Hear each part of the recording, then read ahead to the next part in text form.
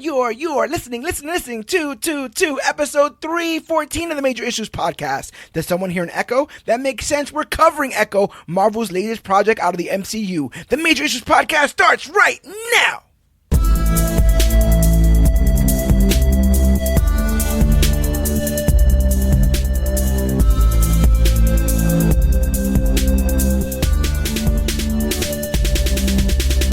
Hello everybody out there in comic book land. My name is George Serrano, aka The Don, and if you're listening to this, you can only be here for one reason. It's a brand new episode of the Major Issues Podcast. And as always, I am never alone. Sir, if you could please introduce yourself. I am All-Star Asa Griffith. Welcome to the studio again. I'm finding you in the studio more and more, and I'm digging it. I'm digging us chopping it up about some of the stuff that we've been talking about lately. It's been a real blast. And today we have the benefit of talking about the latest MCU project, the Echo miniseries, that just dropped not too long ago. It was spun out of Hawkeye, and seemingly tangentially related to Daredevil in a lot of ways. We've gotten the christening from Pope Feige. He has blessed the Daredevil and Defender series. They are now allowed into the house of the MCU. Before they had to eat outside, but I think now they've actually been brought inside, to join the overall MCU family. And this Echo was almost a sneak peek at what could happen when those two worlds kind of merge. Before we get into the homework and everything that comes with this series in our recap and review, what do you think of the character of Echo? But I guess we should say, what do you think of the character of Maya Lopez? I don't think we've met Echo yet until this series completes itself, but we did get to meet Maya in Hawkeye for a bit, as she led the tracksuit mafias. Did you like the portrayal of that character, and what do you think about the actress Alaqua Cox? I was super unfamiliar with Echo up until Hawkeye. That portrayal of her made me kind of jump into her a little bit. I kind of dig her. I wouldn't necessarily say hero, more like an anti-hero in the comics. The show kind of really puts her on the path to seemingly becoming maybe a hero. Right. But I enjoyed how well written she was. I agree. It was interesting to see a character like that had no qualms about getting their hands dirty. I mean, I guess Hawkeye was even a toe dip into what could be a much more adult, a much more grounded MCU. We're all hearkening back to the craziness that was Marvel Netflix, and ever wondering if we can get it even close to there. This was actually TVMA. This was under the Marvel Spotlight banner, which I'm not sure what they're going to do with that moving forward. I'm very interested. Is this like an experiment kind of area where they get to kind of place things and see how they work? What do you think about that new branding and sort of choosing to dare to go with that rating for a show like this? I think mature is always fun. That way you kind of really, the MCU can kind of be something for everybody. In some cases you have cartoons, some cases like with WandaVision kind of gave you that sitcom-y vibe with a lot of comic feel. And so I thoroughly enjoyed the maturity, as well as all the other stuff. So them veering that route is very appreciated for me. Again, the only downside is a lot of times you can't watch these with the kids in the room. Right, yeah. The Spotlight banner, I like it. Especially if it's gonna focus on little 2 hour, 3 hour snippet of a character just to build it into the MCU. I think it's a good. I personally am a big fan of the Spotlight as going forward. I think it's also interesting. I remember when they dropped the Defenders, I call the entire, that series of shows, either Marvel, Netflix, or Defenders, interchangeably. But I mean the Jessica Jones, the Iron Fist, Luke Cage, Daredevil, Punisher, and Defenders. When all that stuff got brought over to Disney Plus, what I thought was interesting was I got a notification that was like, you need to change your settings Mhm. to adult. You know, and I was like, oh, wait, Mhm. what are we doing over here, Disney? Like, oh, you're telling me put on the fancy pants for this? Okay, let me let me get all that stuff situated. And yeah, that was big for them to kind of bring this in. I was kind of wondering about the reason, the possible reason they could have dropped this all in one day. There was a lot of back and forth about the episode count and how long it was going to be. The rumor that I've heard most recently was that this was going to be 6 episodes, and they Mhm. found a way to like chop things up to for it to for us to get the 5 that we did get. Something that I thought was a bit odd was the episode lengths. Like they are all over the place with these. And it can't be easy to start and stop the story that you're trying to tell and find Yeah. almost, the perfect places to start and stop it. Will ultimately it will be revealed that these chapters are dedicated to Maya's ancestors. That's kind of the framing device that they created, but I don't know if that was necessarily what they started with. And thus, once they've decided on this idea, then you end up kind of chopping the series up a bit differently. Did you get that feel at all? Not at first. It's funny because as I was going through and getting my notes ready for the podcast, I went through and I'm like, oh, episode one, oh, that's Chafa, episode two, and so on. I'm like, oh, it's everyone's name, all the other names, and then so I got it as I was getting ready. Yeah, But yeah, no, it was weird that it was like I feel like it started off it was I feel like the first episode was like an hour and 20 minutes. It wasn't, but I feel like it was. yeah, And then it was like the second episode was like an hour. Then it was like 45 minutes. Down to like the last episode felt like it was over in a heartbeat. yeah, yep, Um, it's almost. I mean, yeah, no. So yeah, it was interesting. yeah. So let's get the homework out of the way. Echo is a TV miniseries created for Disney Plus based on Marvel Comics featuring the character of the same name. It is the 10th TV series in the MCU produced by Marvel Studios and is a spin-off of the series Hawkeye. Echo sees Maya Lopez return to her hometown where she must come to terms with her past, reconnect with her Native American roots, and embrace her family and community. Like I said earlier, they exist under the Marvel Spotlight banner, and all 5 episodes of the series were dropped on January 9th. So I know that it was rumored that they dropped all the episodes. Like the first response the fan base had when they was announcing that they dropped all the episodes is like, oh, this might not be good then. Like they're dropping all the episodes so that this doesn't stay in conversation for months. It doesn't have anyone dangling and hanging and then being disappointed somewhere down the line. My tinfoil hat theory is they dropped all the episodes so that they didn't have to keep promoting a TVMA show week to week on on Disney Plus. I'm curious about the younger audience that is aware that there might now be content that is connected to the universe that they love that they may not be of age to witness yet. What do you think about uh that kind of thing? I like that as a headcanon. I mean, it makes a lot more sense. Yeah. Um, no, no, I didn't. Yeah, I did see all the backlash. Essentially everyone kind of going, "Oh, it's not going to be any good" or whatever. I personally I like the whole drop off. It gave me the old Netflix vibe where I Yeah. could binge it. If I missed something, I could pause it and go back. I didn't have not having to wait the week to week. Right. There was something lost there in the build up, but Hmm. I don't think this was a story that needed that. I feel like it told the story it wanted to tell in a very effective way Yeah. without having to go, look at this giant plot point on a cliffhanger. All right, see you Yeah. guys in a week. So, No, I agree.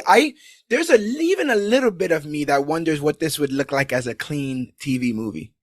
mhm. You know, you take out certain parts, you move some things around, and I really wonder if this would have sang more. Because, like you said, when you have that episodic format, you're kind of forced to create artificial cliffhangers.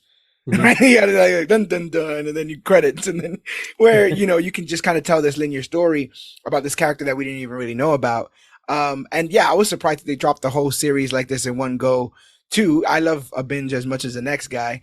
It really reminded me, like you were saying, about the Netflix series, how they used to drop. But some time has passed since those Netflix series dropped as they did, and I am not as young as I used to be. None of us So, are. like, so to cover this whole series, it meant I had to be up pretty late, and that meant that I'm a mess at work the next day, which is usually a no go because I'm literally the production manager and I have to be productive. It's part of my, it's my job description. So usually in a situation like that where I have a long night of recording or taking notes, I would binge coffee the same way I would this show, or energy drinks. Those used to be my saving grace in that kind of situation, but always left me jittery. And the crash was always horrendous. I would literally nap in my car for, just to get some kind of semblance of normalcy before I had to jerk myself back up and, get to what I got to get to. But in this instance, I could say I didn't have to deal with any of those issues because I started using Magic Mind. Magic Mind is a little shot made from natural ingredients that manages to give me the energy boost needed to juggle all my daily tasks, my regular 9 to 5 as a sign maker and as a content creator here for ComicBookClique. The doses are small, so you can take them wherever you go. The bottles they fit in your pocket, very small, but they pack a punch.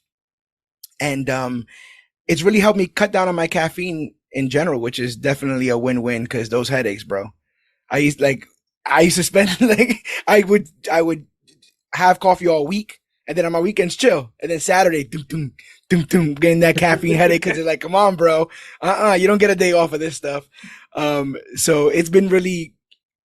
I've already seen the benefits of taking this kind of stuff, and I was a bit on the fence, but it manages to do everything I kind of want coffee to do without all the negative effects, and all the natural ingredients are almost built to be a coffee substitute, but in a way that doesn't, ruin your insides, which I think is pretty cool.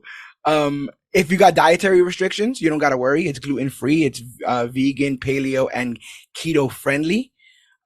They told me up front that I would start to see the effects the more that I took it. And by day 5, not only was I energized, but I found my overall mood and sleeping patterns had improved over the course of the week.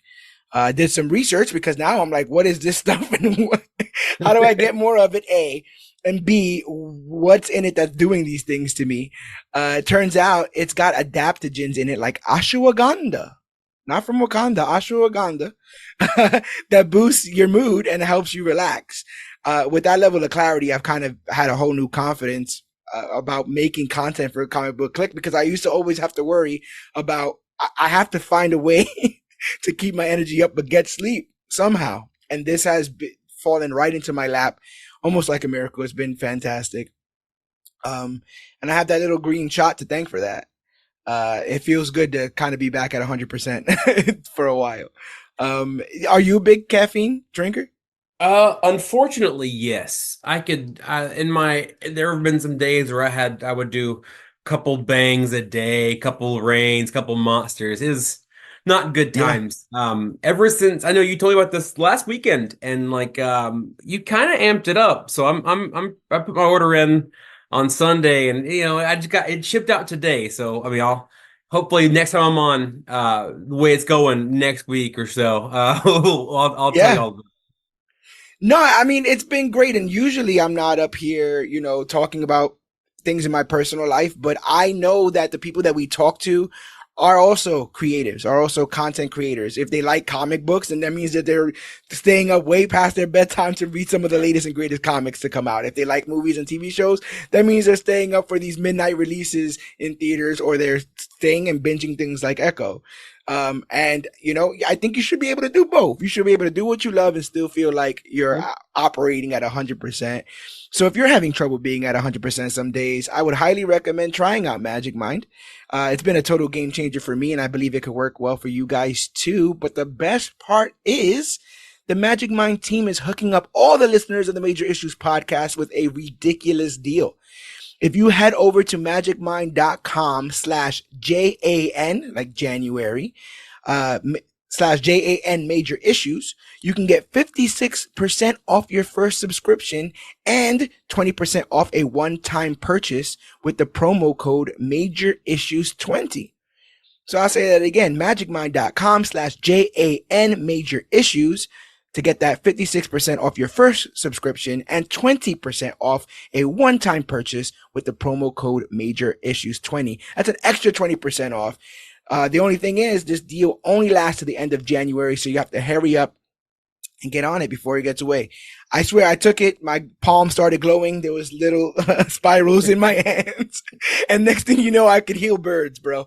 It was crazy stuff.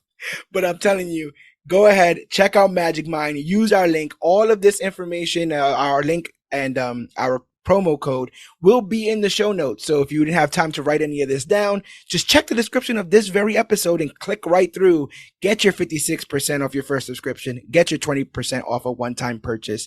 And if a mind's a terrible thing to waste, a Magic Mind is definitely a terrible thing to waste. So get on that bandwagon before it gets full, people. But yeah, besides that, now I'm full of energy. This podcast is full of energy. Let's get into Echo. Dang, I was going to say season 1. I think this just might be it, huh? Yeah, I think so. Yeah? I think Echo. so. Yeah. Echo. Ain't nothing wrong with that. The Daredevil prequel, Echo. Yeah, there you go. There you go. So we open the series with a flashback showing the origin of the Choctaw people as otherworldly beings whose underground dwelling caved in on them. As they find new meaning living life above ground, they are led by Chafa, whose harsh skin peels away to reveal more human qualities. The scene is based on actual mythology. According to legend, the original Choctaw people were made out of clay and lived underground in the mound. However, after the destruction of the mound, the people fled and eventually found a home in a new land. What do you think of this opening? I did not expect a scene like this when this show started. Yeah, it caught me off guard. I almost thought I'd clicked something else and meant to do Echo. Right. Yeah, completely. Yeah, it was really interesting. The effects they used were I would say they were top notch. Yeah. What's interesting is I find myself pretty well versed in the world of comic books and Marvel and stuff like that. So for the most part, when I see things, I recognize them. I didn't recognize any of this, and it was having all my nerd alarms go off. I'm like, wait, what? And they got spirals on there, and she's drinking from where? And what's that thing up in the sky? I'm like, I completely blinded. But this is the first time that they're not educating us to Marvel lore. They're actually educating us to heritage, to culture, to the Choctaw people, and that's got to be amazing. If you from that background or have any ties to that culture. To me, in general, some of this stuff was the most interesting stuff in the series. Well, for sure. And as someone, I grew up, my mom is a half Cherokee. And then so my grandpa was a full-blooded Don McCorder. I thought this was a really interesting look. It made me kind of deep dive my own, I guess, set of, I wouldn't say beliefs, I don't really follow it, but like it made me want to deep dive my own heritage, my own cultural beliefs. Yeah, your lineage there. Yeah. There you go. And what I think is also interesting is, and maybe interesting is not the word. When we grew up, I know when I grew up, the indigenous people were painted in a kind of a way. And a lot of it was said almost to be like they existed like chickens with their heads cut off until the Europeans came in and were like, hey, let me teach you culture. Let me teach you math or whatever. And then you do your research and you see how rich they're like playing lacrosse in one of the episodes that we're going to talk about in a bit, and it's just like these people were so rich in their history and in their culture, in their beliefs. This is a creation myth, that we're just talking about right now with the Choctaw people rising from their breaking out of their clay skin, rising from the underground. Those folk tales are classic superhero tales. Yeah. Like Chafa is like one of the first heroes. She's of legend. So to get that actual historical legend and tie it to Maya, who's looking to become a legend in her own right. I thought that was really, really cool. Well, it also made me think of the what if character. Was it Kahori? Kahari, Kamori? yeah, Yeah, it Kahari, made me think yeah. of her. And when you see that, I was like, oh, is that? I wonder if that's a reference. I wonder if it's just like, oh, whatever, cool. But like, yeah, I thought that was a really, really cool. I tied it together. So, She that the character who voiced her is the woman who plays Bonnie in this. oh, Echo's okay, that's really friend. cool. So I thought that was a pretty interesting tidbit. And I think with What If and the introduction to the multiverse, a portal could open up and live action Kahari could just step right through, stand right next to Echo, and it is what it is. Like Yeah, that could she's gonna happen clean any up day of this too. week. Oh yeah, I've seen Ain't what no she one can do. stopping her. We then head to Tamaha, Oklahoma in 2007, where we meet the grandparents of Maya Lopez. Um, Tantu Cardinal as Chula, and Graham Greene as Scully as they sit by the campfire and tell stories to Maya's parents. We see a young Maya having fun with her cousin Bonnie, who she sees as a sister. Later that night, Maya tells her mom that she wants hot chocolate, but they have none at home, so she heads to the store with her. En route, she experiences a horrific car crash that kills Maya's mom and costs Maya her leg. With her daughter gone, Chula tells Maya's dad, William, played by Zahn McLaren, that she will never forgive him and that he and his family were always trouble. William decides to take his brother's offer of a job in New York and brings his daughter Maya with him. As they drive off, her cousin Bonnie cries out for her, not knowing when they'll ever see each other again. Really effective beginnings of an origin story here. Um, we are often shown this kind of trope of the hero losing stuff and Mhm. then choosing to then be a champion of the people so that they won't lose stuff. Um, they won't lose stuff themselves. Having felt that pain, they don't want anyone else to feel it. We're gonna see a very different reaction to trauma Mhm. with Maya here, and only because of a door opened by somebody she probably shouldn't walk through it with, which we'll get to in a bit. But what do you think about this young Maya hanging out with Bonnie, seeing kind of her family life before the life that we'll know that you end up living? I was the it's a sad origin story. It's like the meme, this is my village and origin story, but it's like this, but this is a real one. This is a real thing. My one question I had during it, they said during when she's in the hospital, Hmm. at what age did she find out her mom died? Because she didn't know before she left, That's and interesting. Yeah. and then her father said, "Don't worry, I took care of them." So, Yeah. like the guys that cut the brake lines. So, Right. is was he just always like a bad dude? Like I had a bunch of questions about him, Yeah. almost more than Maya at this point. I think on purpose, he's never shown to do anything outright villainous. Even in Hawkeye, right? Like we don't see him Yeah. slitting throats or anything. Maybe he's doing a money deal or something. But I think that on purpose, we're kept to we're meant to see him kind of walking that tightrope of Hmm. illegal activity and not. It broke my heart when Chulo was like, I knew you Lopez boys are up to no good. Like I was just like, I hate when people generalize, like entire family or anything like that. And he can't say anything in this moment. Like he has to take this verbal beating Hmm. from his mother-in-law because he did take. Well, he didn't, but you understand. Like she lost her daughter, and we have to give her this moment in time to grieve. But yeah, the eye, like there is no eye for an eye in that situation. Yeah. Like the idea, what do you think about the idea that he kind of tells his mother-in-law, like, "Oh, don't worry, we got them back." Yeah, yeah. I mean, you're right. There's no like, hey, I'll make you feel better. They're dead too. I just Yeah, don't. I hope I never have to experience that kind of loss. That's kind of the whole thing is to never bury your kids, you only bury your parents.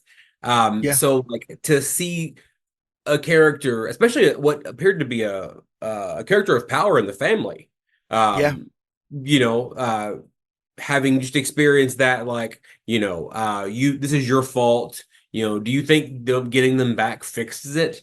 Like they're still gone, it definitely, and then you see it kind of as the story progresses later on, where there's definitely a level of disdain that the grandmother feels toward Maya and her father.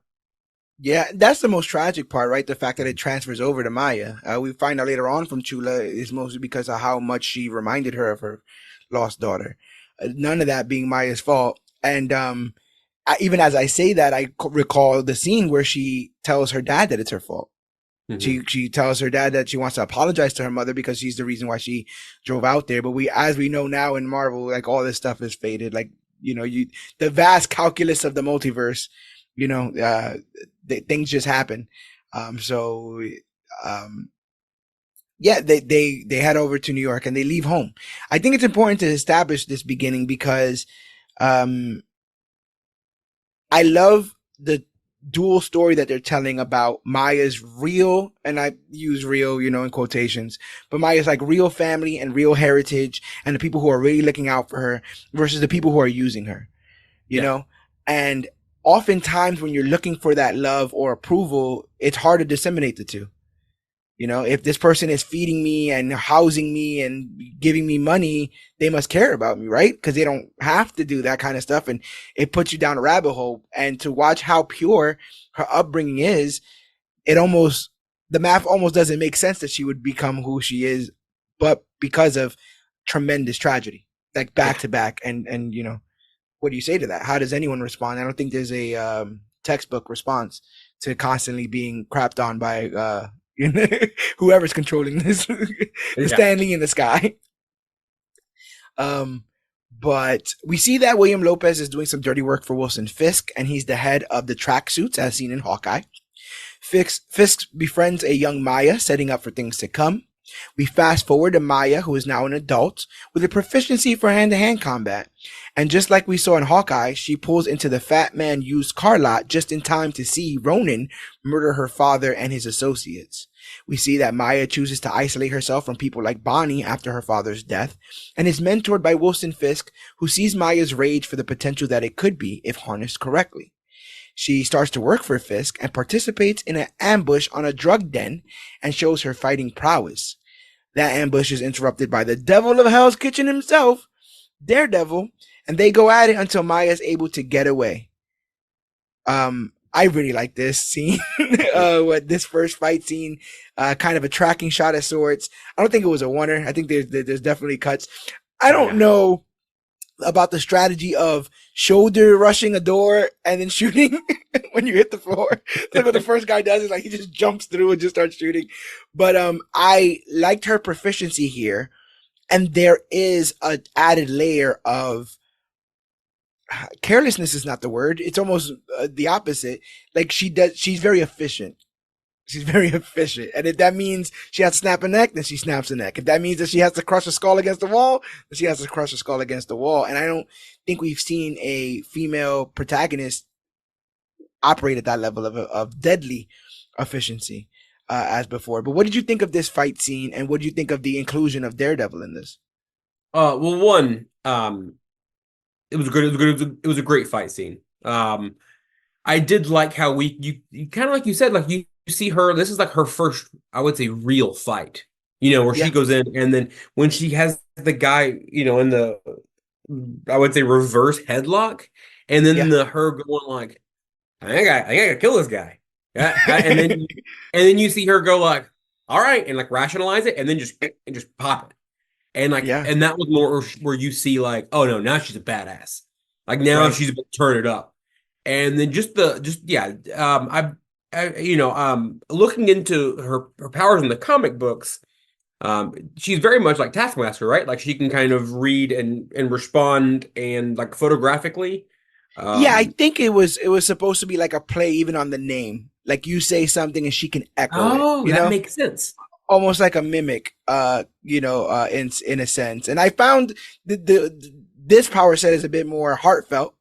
Mhm. If you already got Tasky, then that's fine. He'll let it, I think she's still around from Black Widow. I think she's still Yeah, more alive, of it. so they might keep her around.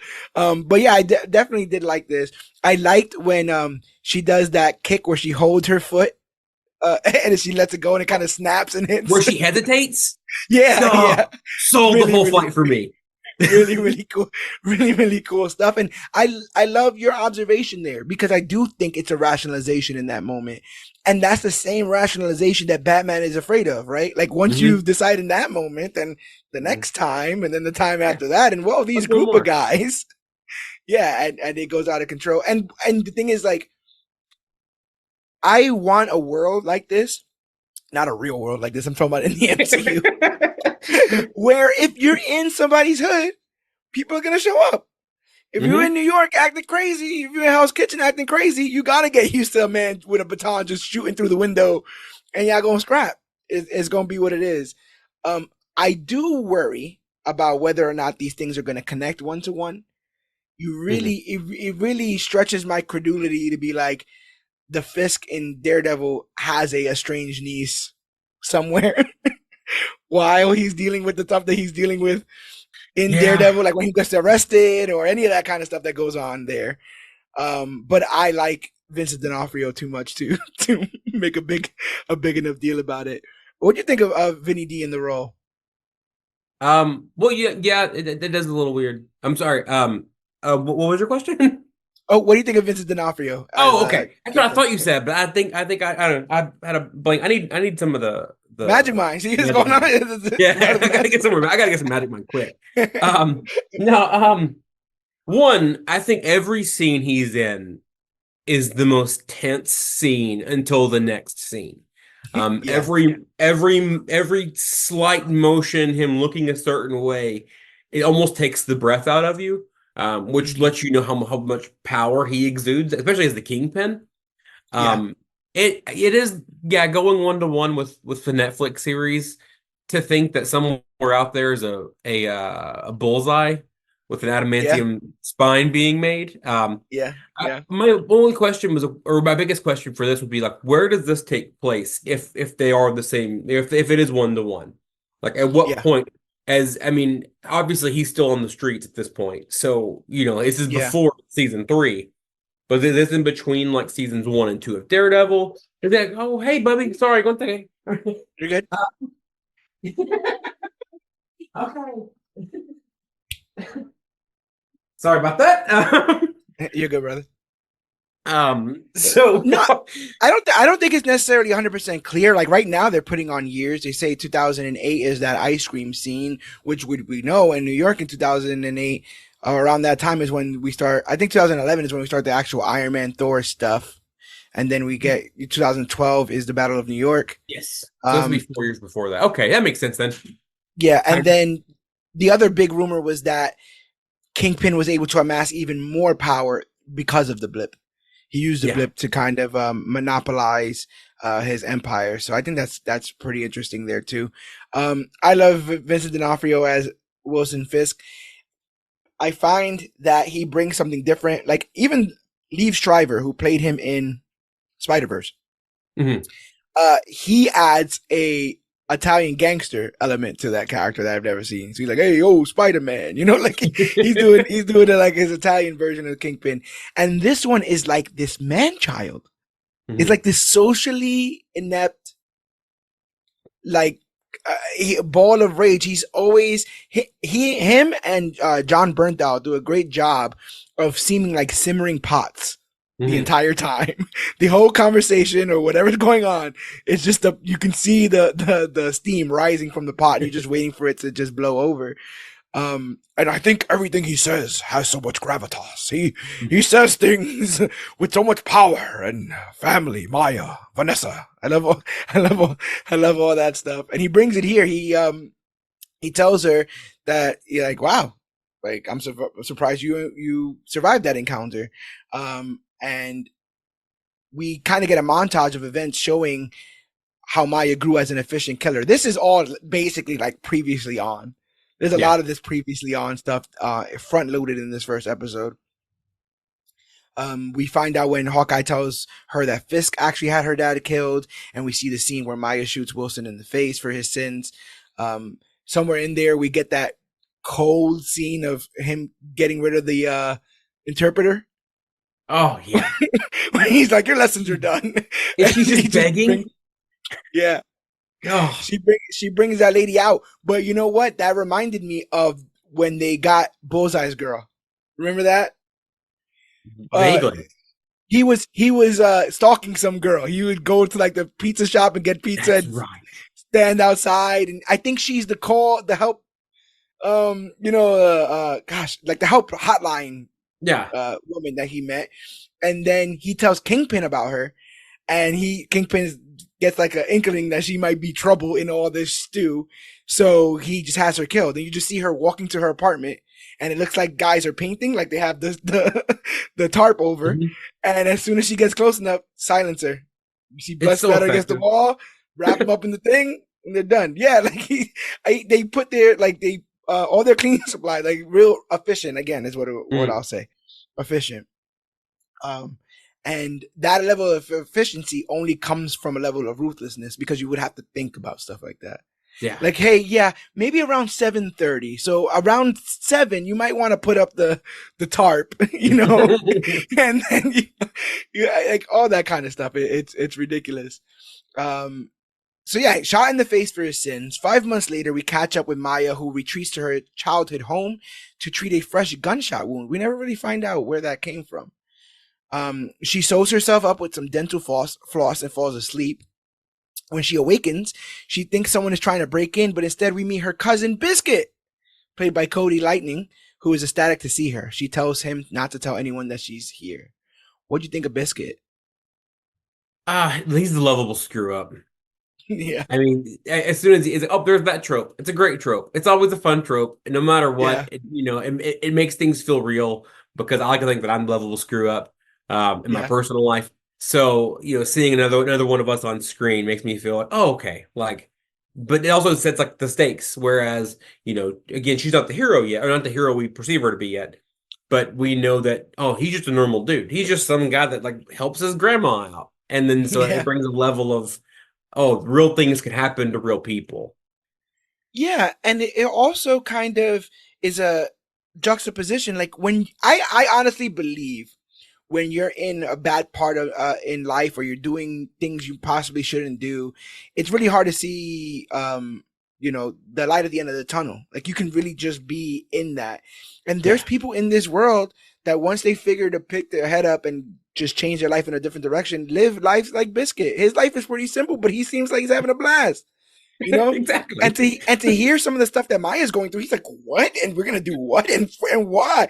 And it just goes to show like what kind of life she could have had, maybe if she stood a Yeah, simpler one, with people around her that care about her. And his enthusiasm and overall like goodwill almost dares her to be a good person. You understand? Like it's almost like in the face of all your stoicness and all your badassery with your leather jacket and your motorcycle, like he's got a care package, full of yeah. stuff. He's wearing a tank top.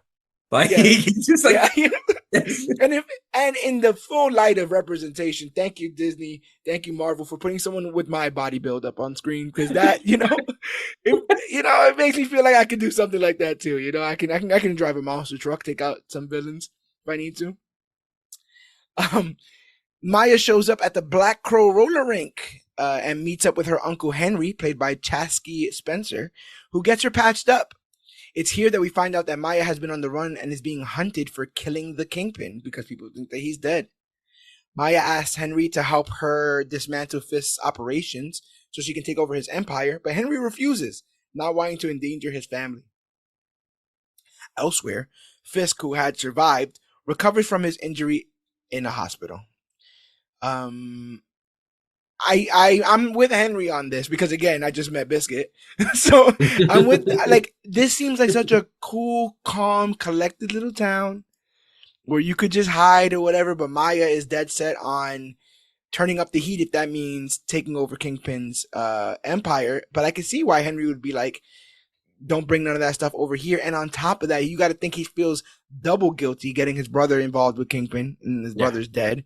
And, whatever they were into before then that got them that reputation where Chola's like, I never wanted you to marry my daughter. Like, that can't help. So now you see his daughter, which you probably never thought you were going to see again. And she's telling you, I'm down to do more illegal shit. And you're like, what? No, please, for the love of God, just put on some skates and let's hang out. What do you think of Henry in this, trying to I guess, stop the war before it comes. Henry, he was always interesting. I didn't realize it was her uncle, and and until I'm reading the synopsi, whatever. Until I Yeah, was I said reading the same those, thing. I'm like, oh, like that makes sense. Like that does kind of. I guess I missed that part.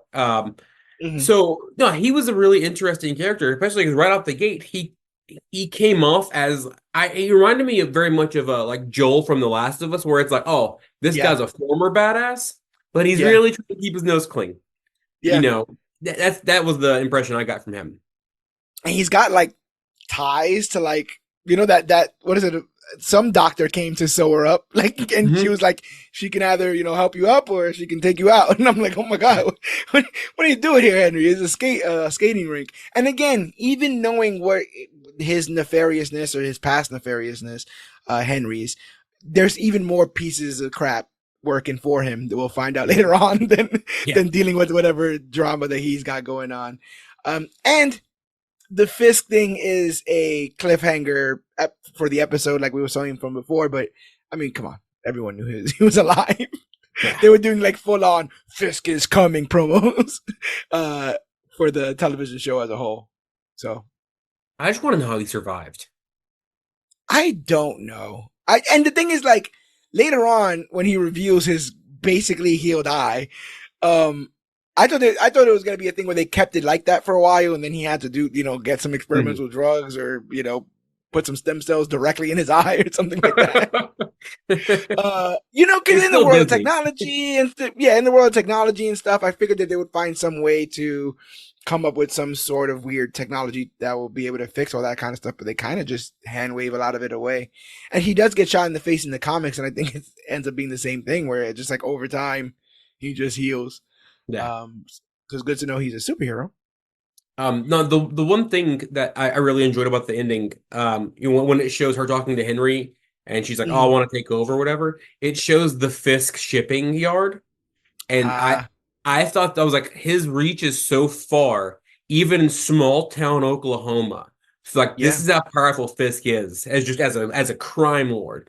He's Mm-hmm. in somewhere that you wouldn't even think. That town probably has 5,000 people in it, and he just has a Yeah. random shipping yard there. And I just thought it was it really showed you just how much business acumen and how much of a crime lord that Fisk really was. Yeah. Two other things that do a good point of laying that out as well. One of them is when Maya just recklessly sends a motorcycle into a cop car. Yeah. uh, and Fisk is like the mother that comes to the school to pick up the kid. Like he shows up and like some people are like, sir, you can't be here. And other people are like, don't you know who that is? You better let this go. And he just takes her from police custody and walks away. There's no Hmm. question or comment. Again, showing the reach. But my favorite, and they did this a lot with Kilgrave, but I think it's more effective with Fisk. I love when like people with guns turn on each other and say like Kingpin says Oh, hello or whatever. Like I yeah. think that stuff is so cool. And they did that a lot in the first season of Daredevil before we even saw Fisk. Remember, there was Yeah. a lot of like the Kingpin sends his regards or whatever, and uh, and shoot him and stuff. I gotta think my man probably would be doing better if Wesley was around. I miss my boy Wesley. He got in season one. Karen Page caught a body, but yeah, you gotta think Wesley and Myers had some time to hang out and chill. So that's interesting there. The next episode opens up with a flashback to Alabama in 1200 AD, where Lowak is participating in a game of Choctaw stickball against another tribe. When Lowak's team is close to winning, the opposing side sends out a formidable warrior who helps them even the score. Lowak is desperate to avoid exile for her team if they should lose and receives a vision during an intense melee. With her hands glowing, Lowak breaks out of the melee with the ball and secures victory for her tribe. What do you think of this flashback? That was cool. I don't know a lot about lacrosse, but if it was like that, I'd be way more into it. Um, it was also really, really interesting just to kind of, because I don't recall there being a lot of dialogue in this part. So like how No, the story's told purely by just showing the action, showing everything, showing her flashback of was it no, Chafa? low at. Oh, the first one? Well, Yeah, whenever she has the flashback of Chafa, and then Yes, you yes, see yes, yes, her yes. kind of become the powerful. I'm not sure what the powers Yeah, are, but they're building the lore, like you were saying. So it's like almost like Chafa saw no one because she was the yeah, first. she did it. Yeah, so now you see Lowak almost imbued with the spirit of Chafa, and this kind of thing continues. But yeah, showing like this immense amount of spirit, immense amount of strength. That guy was huge. Mhm. That ringer that they that they Yeah, called up, they're like, and he was chilling. He was like in the tent chilling. They're like, yo, bro, we losing. We need you people aren't right supposed to be now. that big. That's just Yeah, not he natural. No one should be that huge and that built. way too much HGH, bro. He is the LeBron James of Choctaw stickball, apparently. And they were like, she was like, nah. So then she took, was it Michael's special? What was it in Space Jam? Michael's special sauce, I was special gonna drink. say sauce. I was gonna say sauce, but that felt a little dirty. Yeah, So that's frowned I upon. left I left that where it was. But yeah, it's cool to see the generational the how this passes through from generation to generation. But not only that, it seems to come at a time of need. Hmm. It doesn't just come out of nowhere. So Maya in the present day, Maya enlists Biscuits to help her mission to topple Fist's empire, and it starts with sabotaging a weapons shipment that is currently on its way to New York via train. All that is easier said than done, as Maya almost dies several times in this cool little set piece of a moving train, while Biscuit hopelessly tries to be her man in the chair. Maya plants explosives in one of the containers on the train and almost gets away scot-free until she misses a jump and crushes her prosthetic leg. It was made out of metal and it still hurt me when that happened, bro. Hmm. When that Hmm. thing bent up, I was like, oh, that's Every terrible. time. I was like, oh, man. Um, so she suddenly experiences visions of her ancestors, and with her hands glowing like those before her, she manages to free her trapped leg. What do you think of this train heist scene? It was I enjoyed it as for the storytelling device. Um, Mm-hmm. I didn't love some of the CGI, where you could tell, oh, okay. But it's like, oh, it's a TV show. They got to cut corners somewhere, and train heist probably is the way to where you want to cut that visually. Yeah, Um, I enjoyed Biscuit. He was probably my favorite part of this scene. He was yeah, taking it so seriously. yeah, he was, Right? and getting And calls from his grandmother as this is going yeah, down. yeah. And then the part where she gets her leg caught, the when she randomly imbues Jaffa and Mm-hmm. like breaks her leg out of her amputated, Yeah, previously amputated, like out. I thought that was really, really cool. And I was like, oh, I don't know what her powers are. right, right, yeah. Me, same here. I was like, oh, we can do that now. All right, Yeah. that's fantastic. But something that seemingly has carried over from those Daredevil, or the Defenders Netflix stuff, is one of the things I've always liked from the Daredevil fight scenes is that he takes damage.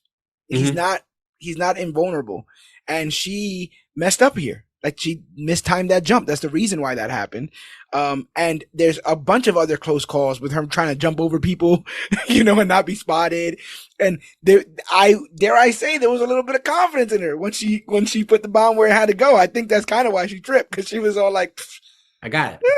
yeah, easier said than done. All I I'm gotta do scot is get free. back to the truck. Yeah, all I gotta do is get back to the truck. Yeah, well, um, so the shipment is destined for one of Fisk's armories in New York, and once it arrives, Zane, the leader of the Black Knife Cartel, and I had to say that because I thought this was like a weird like 10 rings tangent Yeah. gang because they also have like the cross sabers with the Yeah. rings around it. And I was I like, is this agree a with that. 10 rings thing? No, they're just the Black Knife Cartel apparently. Um, so he sends his men to unload the crate, inadvertently setting off Maya's booby trap and demolishing the facility. Grandpa Scully later provides Maya with a new prosthetic leg and reveals that Chafa, the first Choctaw, was one of the women in Maya's vision. Upon learning about the explosion, Henry confronts Maya, urging her to cease her attacks to avoid harming those close to her, but she disregards both his warnings. She disregards his warnings. Both Chula and Bonnie find out that Maya is in town, but she avoids both of them. I also have this thing where I don't like when old people are mean to young people. Mhm. Like when Chula finds out that she's in town and is like, it's best that she leave as soon as, Yeah. as soon as she can. I'm like, man, this is my girl. Like, I've been watching this show. I'm on Maya's side. She's trying her best, damn it. And I don't know what the riff is because I haven't found out what it is yet, besides what we know about how she feels about her father. But like this whole idea that, that she's not even safe or not even wanted in her refuge kind of hurt, kind of stung a little bit. And this is the kind of that sort of turning of your back is how you create people like Maya Lopez, the assassin. Because Hmm. if she feels like she has nowhere to go, what does it matter? Well, Yeah. what is And it? then lose. Yeah, the child that is exiled from the village will burn it down to feel its warmth. That means nothing to them because you've already told them that they mean nothing to you. Yeah. So yeah, it can be a very slippery slope there. We get another flashback. In the 1800s, Tuklo practices shooting with her father, one of the Light Horsemen, a tribal police force. Another bit of history that I had no idea about, that these tribes will create their own lawmen to Hmm. keep their own people in line because they didn't trust any outside sources. Who would have thunk? For good reason. who who would have thunk? Yeah. And yeah, not only is this a kind of cool piece of history, but Tuklo looks like she respects that her father is in this organization and wants to be a part of it, but he forbids it because she's a girl. Tuklo's father rides out to confront some local criminals while Tuklo braids her hair like a Choctaw warrior. She receives a vision of Chafa and Loak, and her hands begin to glow. The criminals ambush Tuklo's father, but she hears the attack and arrives in time to save him and his group. In a pretty badass scene. Yeah. What do you think? Sorry, what do you think of the introduction of Tuklo? Well, one, I love a good Western.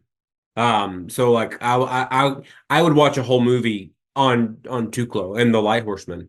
Yeah, Um, no, it was really well done.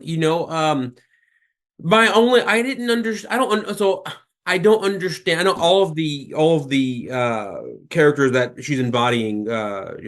Chafa, Tuklo, and Loak.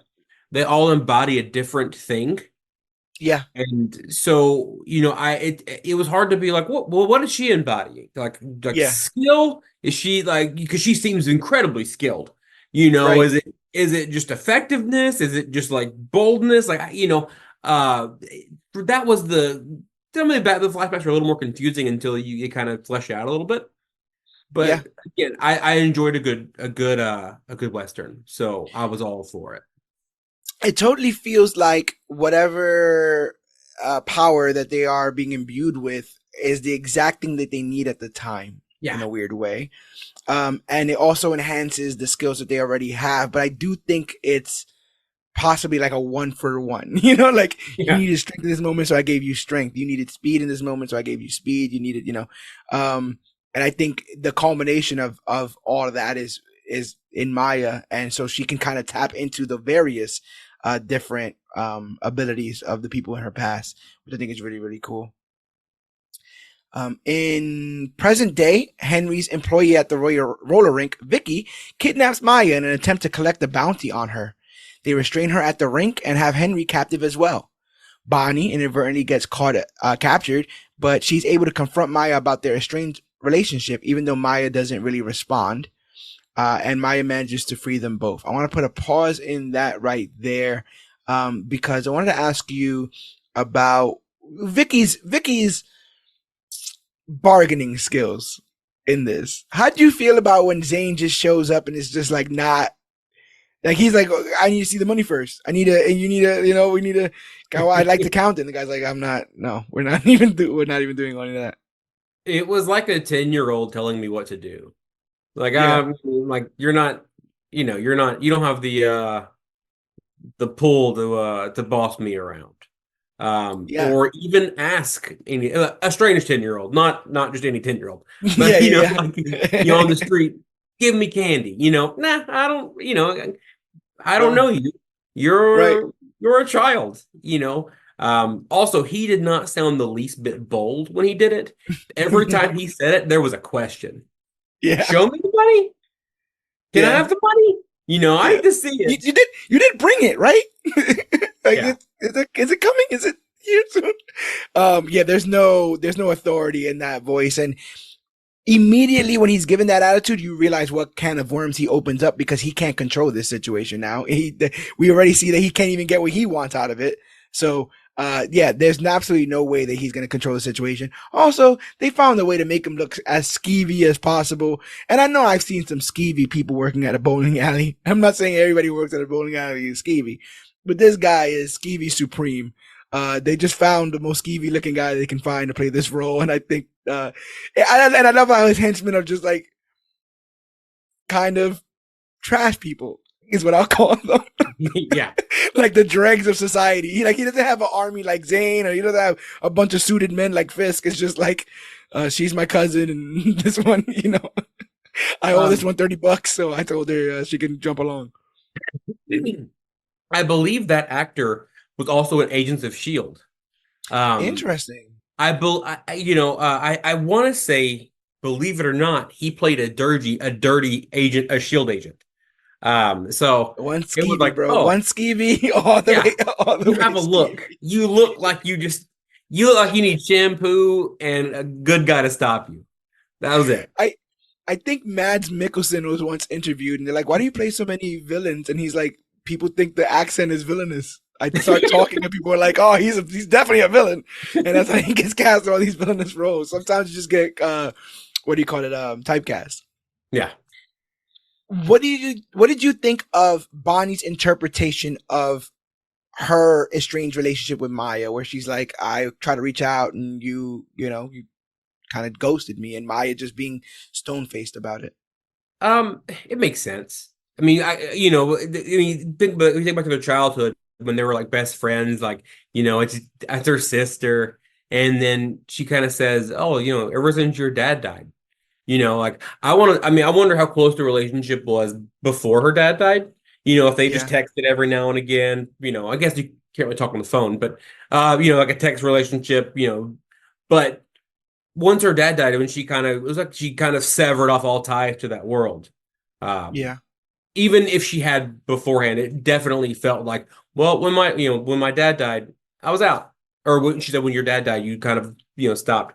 But I think Maya, as ever, the stoic, protagonist, so it kind of came off as Maya came off as a little tropey in this point, hmm you know, but also knowing what we know, everything she's endured and done, like she's probably moved beyond Oklahoma life, so to speak. yeah, yeah. You bring up some good points, because that just made me think. If you internalize somebody as a sibling, let's say, right? Like if you say, "Oh, she's like my sister," and then your father passes and she's not there, of course, from no fault of her own, right? Like Yeah. you're in New York. I could see that being like, then I have no parents, then I have no siblings. You Hmm. understand? So it's all a wash at this point. And when you're talking about like the stoic nature and it being a bit tropey, is that not another revelation that she could, she could pack a gun, she can jump on a train, she can do whatever, Yeah. but she can't have this heart to heart conversation right now. She Yeah. can't just talk to someone that cares about her and that she's known for years. That's the rough part for her, and it almost shows you the kind of life that she's been living, where again she was comfortable with all the stuff she's about to do. She's about Yeah. to get some people in a bit, like kill a bunch of people in a couple of minutes. She's about to do all that, but won't stand still long enough to give a rightful explanation to somebody that she hurt with her actions. Yeah. So really goes to show. So she manages to free them both. She cuts on the lights and the music. I loved it because it was the red lights, and I was like, oh, that was kind of like when we first met her. They pumped Hmm. those red lights on.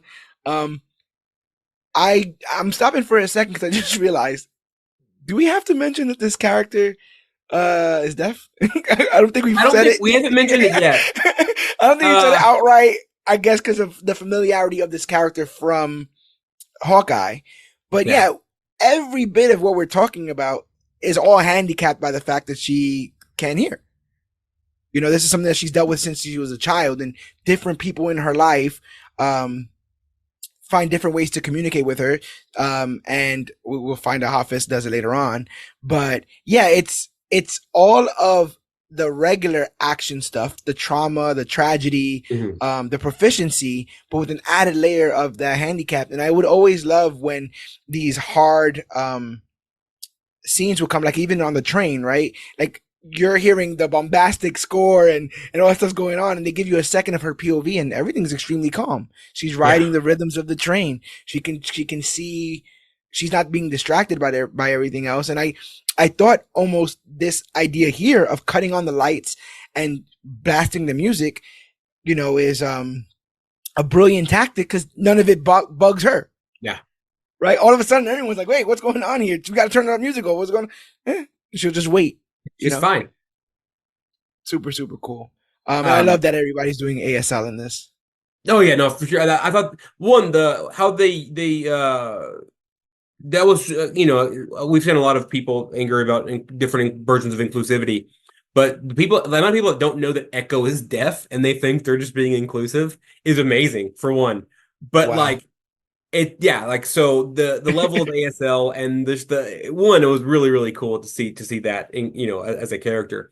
But I really liked how, just from a storytelling perspective, every time the story is told, it's her story, but every time she's doing something, it seems to be as if whenever she's the focus on this shot, it goes quiet. So you're only hearing Yeah. what she's hearing. And then on the train when she's under it, you can hear all the railings go crazy. During the fight scene where Daredevil shows up, like there's a whole level of like she can't hear what's happening. She doesn't hear all the people fighting and the scuffling. She can only if I just it's such a fun way to tell the story and in Yeah. such a unique way. So it definitely sells the more actiony events as she is special because like I'd have been dead, Yeah. and And I got both, and I can yeah, hear everything. I can hear, and I don't have a prosthetic leg, and like I'd have Yeah. been dead twice, like Yeah. so it definitely sells on how special Echo or Maya Lopez really is.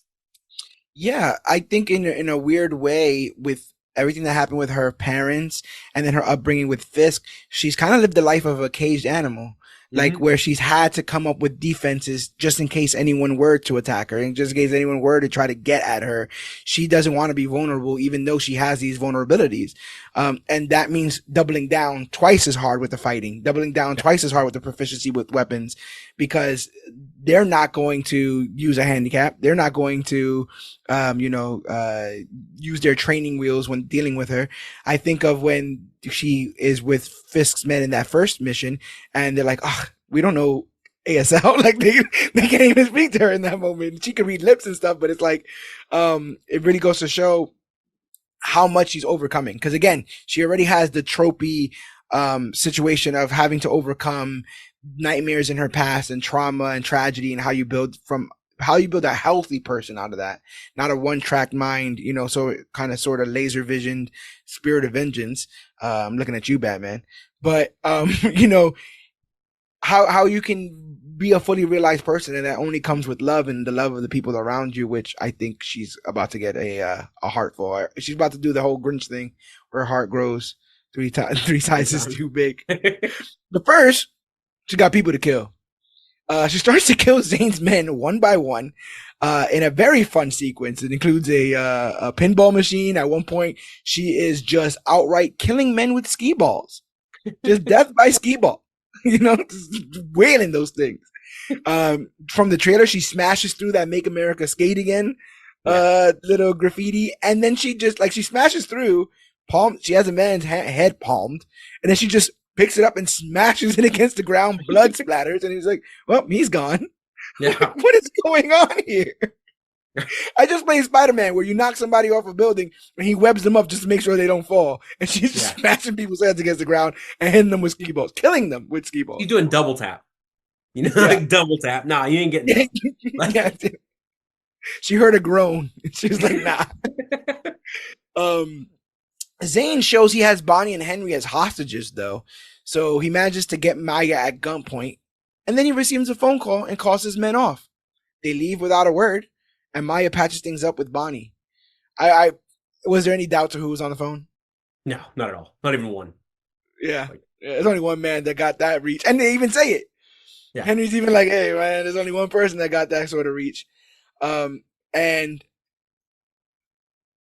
I'm always, this is a trope as well, but I'm always down for it. Like Henry's like, "I'm in. You know what? I'm in the fight," and I'm like, "Yeah, Mhm. let's go." Because I'm here already. So anybody else is coming to the party, the more the merrier. We're already here, bro. So I thought that was super interesting. Henry decides to join the fight. Scully gives her new shiny prosthetic leg that represents her heritage. It was really, really cool and ornate. Mhm.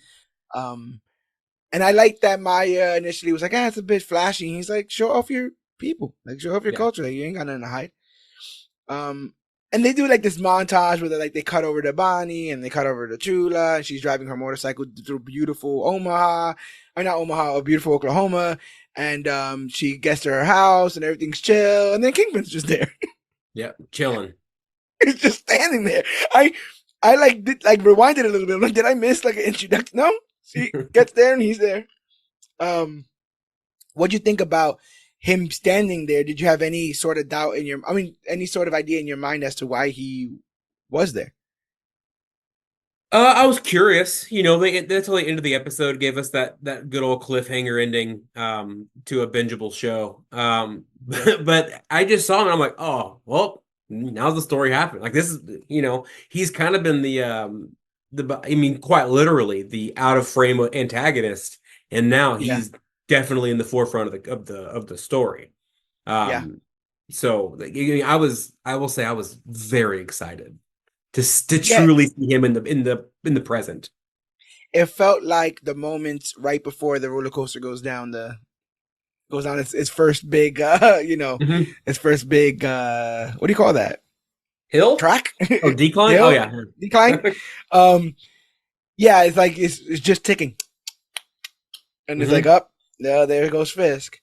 Um, so we get a flashback to young Maya in 2008 being mocked by an ice cream vendor. What a piece of crap, man! Oh man, I got so mad at this. What a piece of, and like these are children, like these are kids. Like, what are you doing? Like, Like, absolutely ridiculous.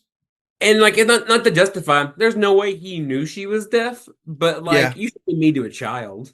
Like, she's yeah, and she's a kid with a prosthetic leg. Like that, yeah. it's just doubly horrible. Absolutely ridiculous. So Kingpin takes the ice cream man into the alley and beats him nearly to death for his behavior. Um, I love this scene because it took two turns. I wasn't ready Hmm. for it. The first turn is Fisk then gets on the phone and is like, "I need a new suit. I don't want Maya to see me like this." Which Yeah. is it's almost very similar to how she felt about the whole Vanessa thing when he Yes. like smashed that man's head into the door and he was like, all right, I gotta clean up, for Yeah. Vanessa. I don't want her to know what's going on here. So it shows a level of reverence there. The fact that he doesn't want to be seen as that in front of her. So I was Yeah. already like, oh wow, I didn't know that about their relationship. And then Maya is already seeing him, so I thought that's usually the trope, right? Like, dun dun dun, you already got caught. It is what Yeah. it is.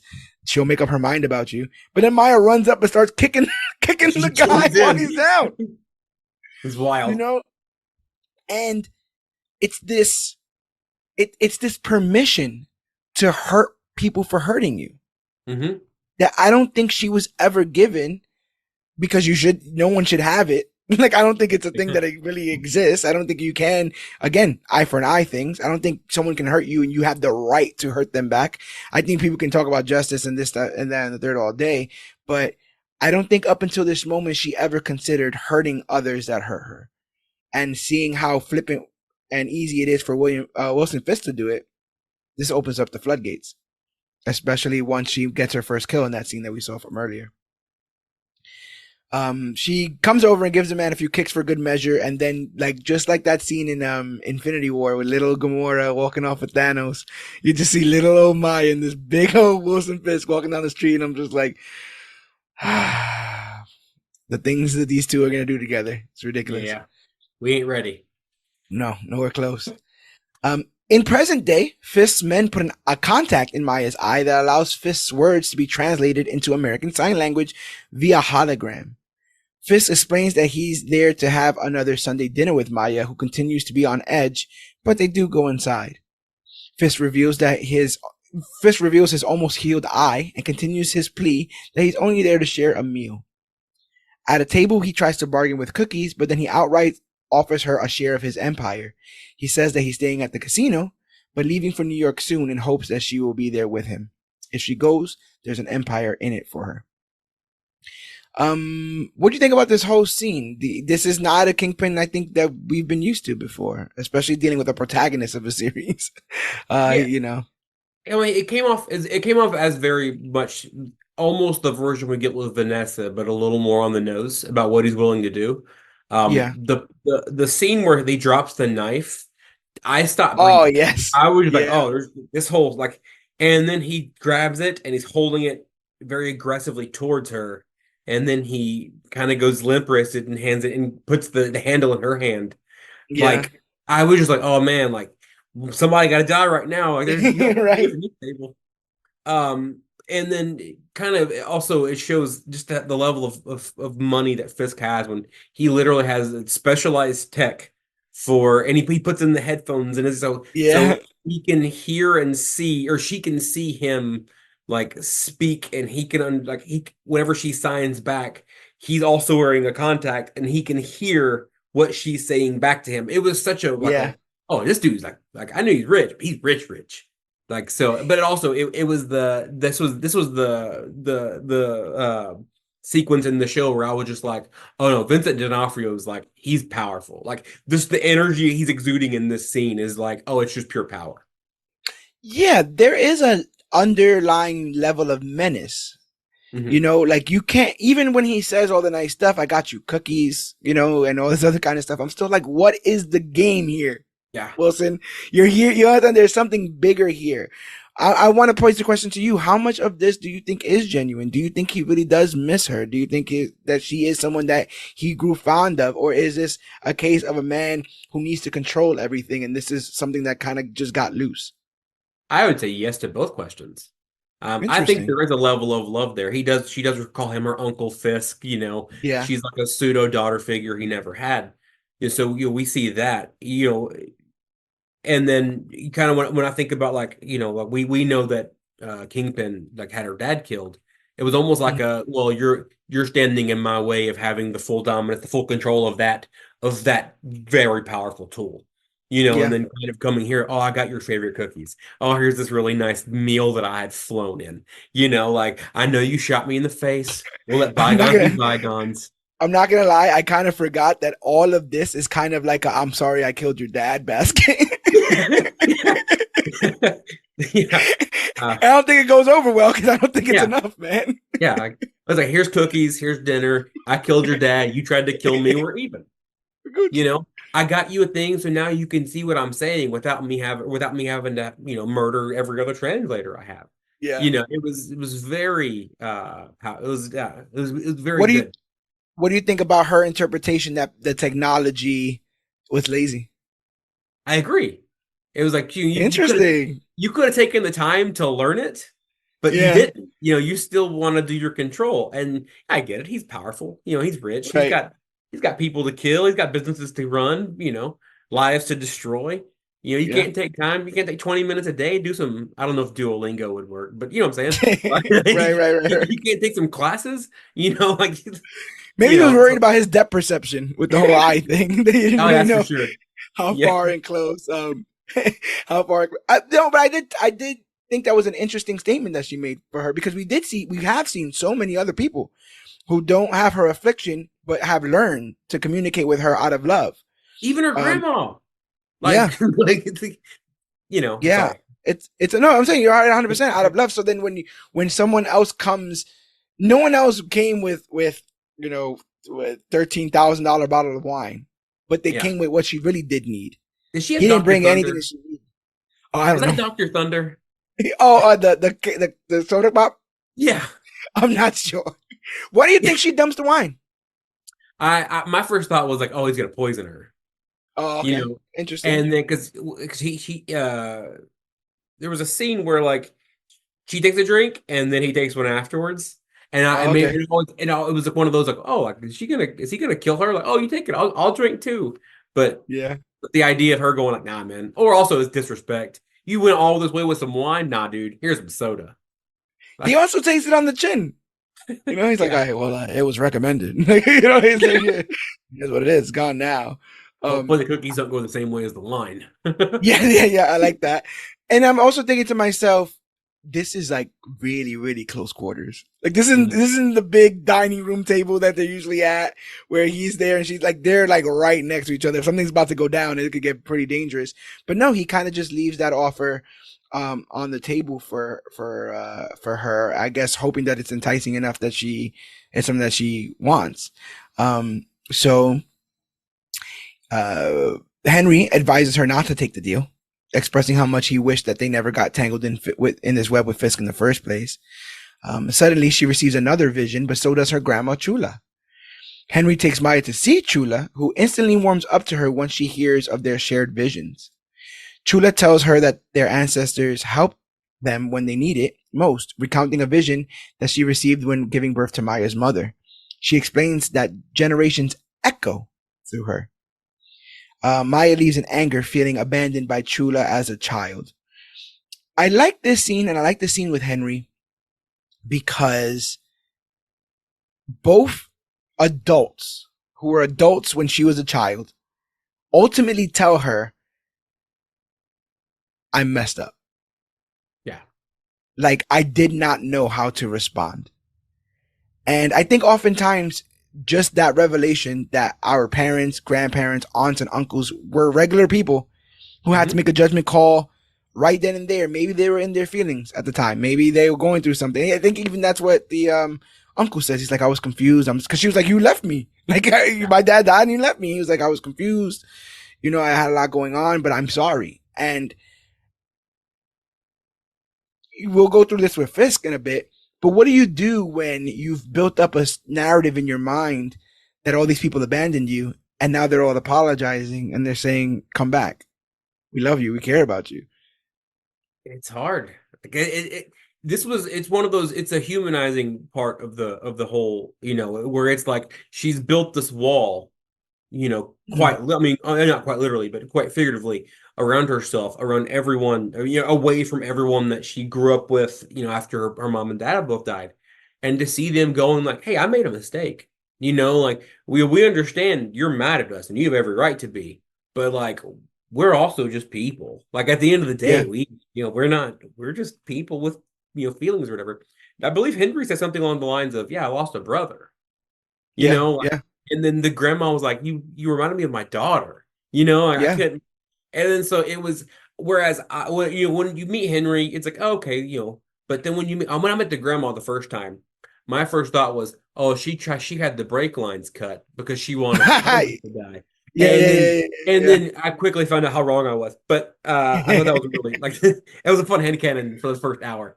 Right, right. And then and then you find out like, oh, at the end of the day, like they're just like everyone's hurt. Like, and then I think that's where we kind of see the beginnings of Maya breaking down the walls that she's worked so effective in building. Yeah, yeah, and also, breaking the generational curse of all these lies and weird misconceptions about each other. Um, and their family is only going to get stronger for it. But I don't blame her for like walking out in this situation because I do honestly believe that she doesn't know how to confront those feelings. I've been there before. If you have an axe to grind with somebody and you're like, oh yeah, whatever, then they're like, I'm sorry. And you're like, but I'm grinding this axe. Like Yeah. I bought the axe. I'm grinding Yeah. the axe. Like, what do you mean you're sorry? I'm here to punish you. Don't make the don't like now it's my fault. Like Right? Yeah, I'm yeah, yeah, I'm here to hurt you and you're healing me. Like that's yeah. wrong. Like let's let this toxicity happen. It's like, no, man, let's end it. And I think that the actress who plays Chula does like this entire speech with about the generations is really done with a level of gravitas. There's a level of hope, of love, of sympathy, Mhm. of all that in this conversation. Like I said, but when I first saw her, she just had that stern look and was like, tell her to go back home kind of stuff. Mhm. And now, she's here and the way she just once she realizes that they're having the same vision, there's no denying their connection. And I think that was the final straw for Chula, that final wall of resistance. That why am I fighting this? Like she's literally she's seeing the same things that I'm seeing, Mhm. which I believe my daughter did, which I believe my ancestors from before did, it's almost like she is getting an inheritance, from that side of the family. Chula, Chula, Chula. Chula later begins to work diligently on a special garment. That night, Maya goes to Fisk's hotel with the intention of killing him. Revealing to her that he killed his father after beating his mother, Fisk gives her the very same hammer he used to kill his father and demands that she make good on her threat, but she chooses not to and leaves. This is an incredibly loaded scene.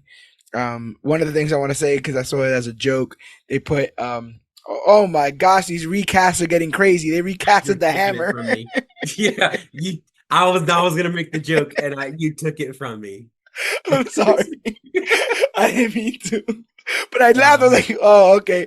And then somebody else was like, "Oh, it's a thematic thing." I've heard stories that they picked it to Hammer for whatever reason. But I like to think that while the Netflix universe is canon, we might be like a hair off. yeah, Like just it a makes sense. sliver off. So everything's gonna seem kind of because we don't even have the same actress playing Vanessa for Daredevil Born Again. That We actress don't isn't do coming it. back. They've casted a new actress for Vanessa in Born Again. Because the old actress was Superman's mom in Man of Steel. Oh, that's right. Yeah, she's Superman's mom in Man of Steel.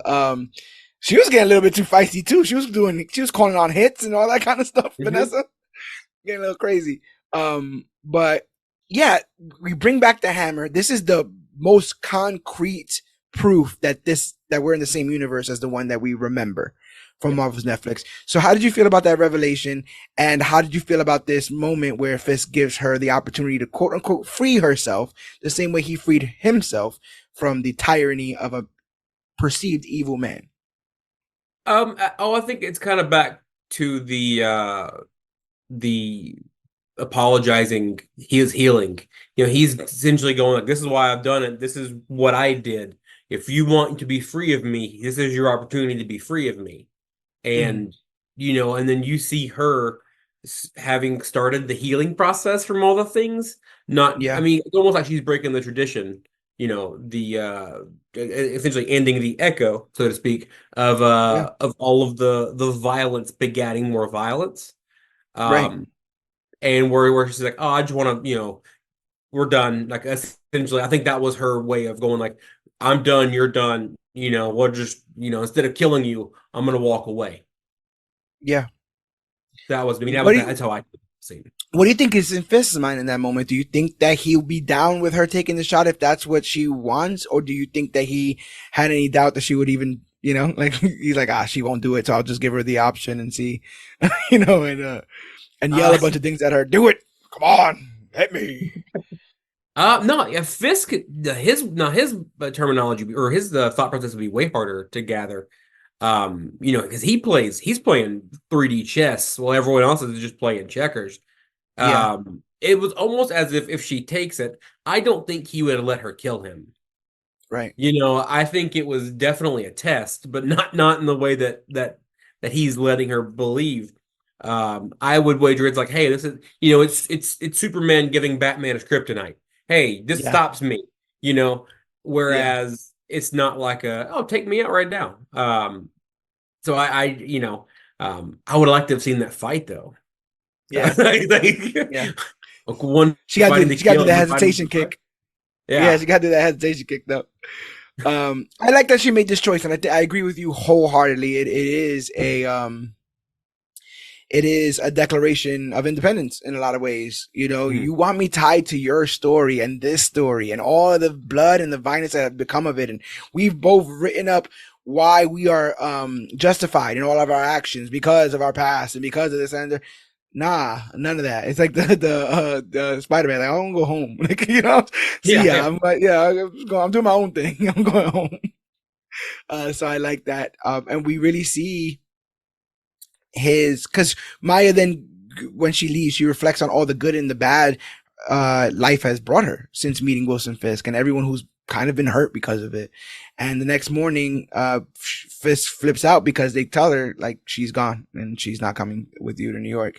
And we start getting a little bit more of man baby Fisk. We had a whole episode where he was kind of behaving himself. He was kind of, for the most part, he was not flipping out. But it's because he perceived that he was going to get the things that he wants. And so long as Fisk is getting what he wants, the man is very well behaved. It's when he doesn't get what he wants that, people get their head in car doors. So in a flashback, we see young Maya injure a woodpecker by shooting it with a slingshot. She brings the bird to her mother, who scolds her and reminds her that they shouldn't hurt living things. In their culture, woodpeckers are said to transmit messages between ancestors, so it's double bad that she hurt this creature. Suddenly, Maya's mom places her fingers on the bird, and just like her ancestors before her, her hands begin to glow. Suddenly, the bird perks up, good as new. And I thought this scene was beautiful because in this moment, we realized that this killer we've been following this entire time was raised as a healer, was raised by a healer. That's the path that she was supposed to be on this entire time. And what happens when you fall into the wrong crowds or you let certain traumatic events put you in the wrong situations, or when you lose hope. I mean, if anyone's ever been at that point where when you're at rock bottom, it's really hard to look up and it's really hard to improve yourself or want to do anything worth a damn because you don't believe that you care about yourself or that anyone else cares about you. So it's tragic where she ended up, but unlike other heroes, unlike Fisk, she's not in an abusive household. You know what I'm saying? The building blocks of Maya are still good. Like the ones that were set there by her father, by her mother, by her grandparents, by Bonnie, by Biscuit, all the, those building blocks that's still a good foundation. And we'll see her build off of it. But what do you think of this early scene and kind of what do you think of the introduction that Maya's mama had powers? I like that. I believe she kind of the grandma references it that she was a healer. Yeah. But I don't think it goes farther than that until we see this scene, and you see her literally. I don't know. It doesn't show the bird, but I was under the impression the bird was dead, and then Maya's mom fixed She hit it pretty hard. I mean, slingshots hurt. You ever been hit by one? It ain't fun. Right. So like it was nice. But yeah, you're right. You see the foundation that was being built, the foundation of caring, of love, of, her daughter was just curious to see her mom's powers. And then in the end, the mom's like, no, like, we don't have to do that. Like, this is for the good of all. It also brought a level of a heartbreak to like the mom's death, like a very senseless death. The world lost a really, really important, really, really amazing person who could have healed people. And the irony, right, that the healer couldn't heal herself, like that. Yeah. The irony that in that moment she would need someone to have done that and she couldn't. I think, that's tragic as well. And I it's just so ironic that she would get such a lesson imparted on her at such a young age of, we don't hurt innocent things. We don't hurt things just to hurt them. We don't do that. And who she ends up becoming, later on. Right. Right. In present day, Maya gets rid of Kingpin's contact in her eye, and ignores some text from Biscuit about people missing until she sees a woodpecker, which suddenly flies away. Realizing something is wrong, Maya heads to Oklahoma, and just in time as Zane and his men have just infiltrated their cultural affair known as the Choctaw Powwow. She goes to Chula's house first, but ironically finds her mother there. They have a heart-to-heart where her mom tells her that she needs to let go of the pain of losing her because they will always be together. Maya is never alone because she will always have the spirits of her ancestors to protect her. Maya finds an ornate superhero suit that Chula made for her, and that celebrates her Choctaw heritage, in another room, and dons it en route to stop this all once and for all. She infiltrates the celebration and finds a barn where Kingpin has Bonnie captive. Kingpin tries to reason with Maya, but the two are far from reconciliation, especially considering he has her family hostage.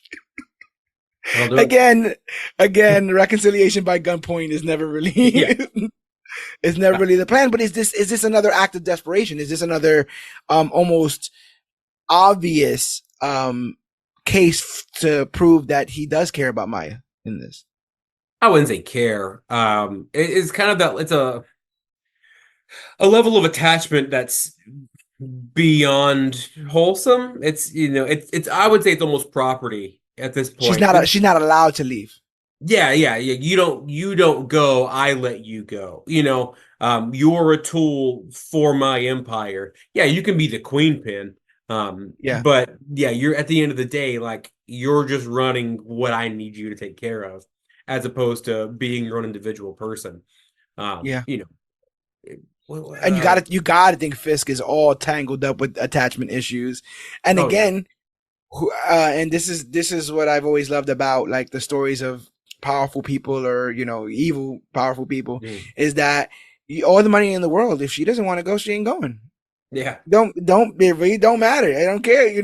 Maybe you'll kill her, maybe whatever, but you never got it. You never got what you wanted, and no matter how much money or men or guns that you have, you can't take her. She doesn't Yeah. want to go. And I think that that's powerful in and of itself. Um, he orders one of his men to hit her, and suddenly Maya gets imbued with the ancient powers of her ancestors again. They stand in spirit by her side. This was a very I am all the Sith. I am all the Jedi. I was like, yeah, gang. We got all of them. We all out here. Chopper's out here. We got Loak. I said Lojack. Low jack. Loak. Loak. Pardon me, people. This is the first time I'm saying a lot of this stuff out loud. But yeah, how cool of a visual was that to have them standing next to her like that? I liked it. I like good symbology myself. Yeah, It's a little I think it's a little I hate to say it on the again. nose. It's a little on the nose, yeah. It's kind of my go-to phrase where it's Yeah, like, yeah, you're behind me. Well, yeah, but I mean, so I understand the symbology. It's almost like, look how powerful I am with them yeah. behind me, which I appreciate. I didn't so much love the next part, if you want to go into Oh, that. when you talk about when Fisk gets fingered, is that where we're getting? No, no, Is the that what kind of like so, she manages to share or transfer her powers. that was my problem. Okay. So the only reason why I allow this is because they're all related. If they Yeah, weren't all related, then I could argue like, oh, we can't. It's not like a USB where you're just like, yeah, here, plug yourself up, and we're good to go. If the ancestors are the ones powering them, then they that's should fair. not pick and choose. They shouldn't get to pick and choose. Somebody help Bonnie, please, for the love of God. But Yeah, does that mean is it only women? Does that mean Biscuits could tap into this yeah, power? exactly. Get his PlayStation back. He was trying to sell that thing for Maya. For $100. Come on, $100, dude. man. I'll send That's you. love. I'll give you a PlayStation for $100. Come on, man. That's love right there. Um, so outside, Henry shoots Zane before he can target the festival with a rocket launcher, and Biscuit runs over his men's vehicles with a monster truck. With his men disposed of, Fisk tries to strike at Maya, but she places her fingers on his head and brings him back to his place of trauma, his childhood home. She instructs him to leave this part of his life behind, but he violently refuses, and they snack back to reality where he demands to know what she's done, but chooses to escape to live another day. What do you think happened in this moment? Is Kingpin changed? Did she actually do something to him? I'm so that this to me is like it's one of those Ari book. Who shot first? Yeah, Like, right. I like the idea that a part of Fisk is, or at least part of that level of trauma that he clearly carries with him everywhere. As Mm-hmm. we see when he talks about the painting and with the hammer and everything. I like to think that that part of him is gone. So now he's only the meticulous, powerful guy. He's just not controlled by his anger. Because I think Yeah, that's really good character development, but also it makes him a lot more lethal. Not being yeah, controlled by anger makes you, definitely frees up some extra stuff. But also the fact that how strong he gets when he thinks about his dad, or when he yeah, crushes a guy's skull using that anger he has. I'm really intrigued on. I'm curious to know if he is cured of the trauma, or if it's just like she's got in his head, and but he was clearly afraid. And which is Yeah, something we've not seen from Fisk is right. being fearful. Yeah. I think it's really interesting. Like you were saying, he almost has a refusal to let that go because, Hmm. like we were talking about earlier, what are you if you put away those vendettas that Yeah. you've placed up on every wall as reason as to why you're justified in doing what you do? With that anger pulled away, who are you now? What do you do? And so I thought that was pretty interesting there because we see how much this means to him and how much of a slight it is. It's really, really hard if you've been slighted Yeah. to come out of that other side and being like, I pray for them. Like I don't bring them with me anymore. I don't think about them anymore. I don't, I'm not raising my kids out of spite to not be like them anymore. Like it's really, really hard to cross that. And I like that Maya is the one that's able to do it for him. But I think you land on something very important. I do think that this man-child version of Fisk is one that is quite different from the comics. He's always been shown, like you said, to be a meticulous planner, and he's incredibly ruthless. But he's never been, in my opinion, emotional. Maybe when it comes to things with Vanessa, we see him do a little bit of this in Spider-Verse when he's going after like getting his family.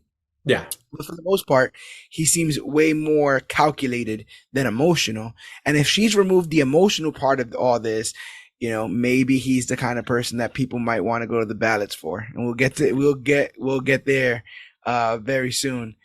So the series ends with Maya driving over to Chula for a family dinner. This warmed my heart because Hmm. again, she's been eating with Fisk or probably by herself this entire time. you know, Yeah. Knowing that every time she eats with him, some interpreter is going to die or something like that. And there's something about, if you're blessed enough to receive it, there's something about the unconditional love that a family can have, that they Hmm. don't ask anything of you, that they don't want anything from you, that just the overall, your presence and yeah, you guys being together, and the energy that kind of permeates. This is the chicken soup for the soul that she needs. For everything that's been going on, she needs to sit down and just have this dinner. Let time slow down for a bit, where you're not running on trains and loading guns and Yeah. dealing with sci-fi contacts. So you can get to a point of healing and live life, not just survive it, which I feel like is what she's been doing for a long time. What do you think about that scene of her choosing to sit down for this family dinner? Well, I think I mean it does tie back to Fisk, where it's like they always have family dinner, but it always seemed very controlled, and that's where he, enlisted her into his army and everything. And then this level of we're all here instead of being forced to be here. Or, the only agenda here is that we all spend time together and eat. It's Yeah. just, I mean, I do think it's about familial love. Also, as a quick side note, I feel like a lot of the shows we're starting to get are all ending in a family dinner. You had Get It and She-Hulk. I believe you had it in Miss Marvel as well. There's Yeah, always just a yeah, yeah. family dinner at the end to kind of go, oh, everything's okay now. Yeah, yeah. And I love bringing it back to that because there's a lot of good and bad that starts at that dinner table in a lot of Mhm. people's lives. You know, those dinners, for good or for ill, do shape you, whether they're at your house, whether they're at grandma's house, whether you're the one cooking the Sunday dinner for the Yeah. next generation. So much happens there, and Maya is only going to get better from here. I love the kind of maybe a bit on the nose way that they kept saying Echo, and now she has her code name. It is Echo. Like Yeah. I did dig that. Um, like I said, I like the lead in this, Alaqua Cox. I think she did a tremendous job. I think it's kind of ironic that she's Alaqua Cox and Charlie Cox is Daredevil. Oh just yeah. just two unrelated Cox sometimes, just hanging out. Yeah, every now It and again. happens. It happens. And then it fades to black, and I'm like, that was cute. And then it says, do you want to skip the credits? And I go, what do you mean skip the credits? What do you mean? Are you telling me there's something on the other side of this? I press it, and we're with Wilson Fisk, and he's on his jet, and he's thinking about what's the next thing I have to do. We need to call all the five families, and we need to figure out something, something, something or other. And on the news, almost cheesily, Yes. They're just going on. They're like, this mayor race is crazy. This guy's running on the polls and he's such a loser. If only someone who's like big and bald with a suit could just come in and become a next candidate, like a bare knuckle fighter, like someone from the real street, someone who can really gets it. And you just Yeah. see like a glimmer in Fisk's eye. He starts to kind of realize that he can get his respect, admiration, and power kind of the legal way. And this story was something done in the comics, Mayor Fisk. I think it's a Charles Soule storyline that I will now be picking up and reading because I Yeah, for want sure. spoilers. Or at least, how that story went in that universe, I'd like to see. But what do you think about this hook? And this is obviously going to lead to the events of Daredevil Born Again. What do you think about this path for Fisk now? It is interesting, especially because a lot of politicians are crooks. Sorry, bad joke. Not Yeah. bad joke. It's No, real. no, it's the truth. It's the It's truth. totally real. Um, 100%. no, the idea of one of the biggest street level villains going like, oh, I'm going to attain power the legal way. Then I can effectively run my whole criminal empire. I can Yeah. give that. I think this is a fun way to go. It also, assuming he wins, because the comic run, we'll see the after effects of this in potentially Spider-Man 4, Mhm. Miss Marvel and Daredevil, any Yeah. street level heroes that we see, even if there's a season 2 or if they do a follow-up show of some sort, we're gonna see the Fisk election at the after effects of that going forward, at least for, well, what, 6 years for mayor. Um, Yeah. at least that's more than we've seen on other than a celestial hanging out of the earth. Yes, it So is. like, Yeah, yeah, it's true. um, That's you another know, reason why I like this series. It just referred to things that have happened, which a lot of these haven't been doing for a while. yeah, It's like this thing was like, hey, remember Daredevil? And I'm like, I do remember yeah, Daredevil. I'm glad it was you remember fun. Daredevil. I enjoyed Daredevil. Great. I'm glad Yeah, it's yeah. um. But you're So saying that like, what if you're talking about and there was a rumor that Fisk might be presented in the future to be a almost Thanos level threat to yes, more grounded street level superheroes. How you gonna beat City Hall, man? How you gonna beat the mayor? If yeah, he becomes the mayor, very similarly, Daredevil chose to become a lawyer to do things the right way, and then when things don't go right the right way, he'll put on the suit and he'll get things done the other way. What does that look like when you're literally going up against the law? When you're going up against, that he is status quo now. yeah. He's the puppet master. He does get to pull the strings, and I want to see how everybody in the Defenders universe goes about dealing with something like that. I think a much quieter, smaller story uh, is really what Marvel needs right now because the universe can only explode. The multiverse can only be at risk so Yeah. much. And I know we're about to get into all that, but I would like something a bit more quaint Mhm. to play around in the future. So I'm super excited about what this means for the future of Fisk and everybody involved. Like I said again, I did feel like this was chopped up quite a bit. I don't know exactly what they wanted to do versus what they managed to do. I do think that the overall product that came out was enjoyable, and Mhm. I would say I put a lot of that on the cast. Put a lot of that on the likability of the cast and the skeezability of other people that you're not supposed to like in the cast, and its messaging. It nails its messaging.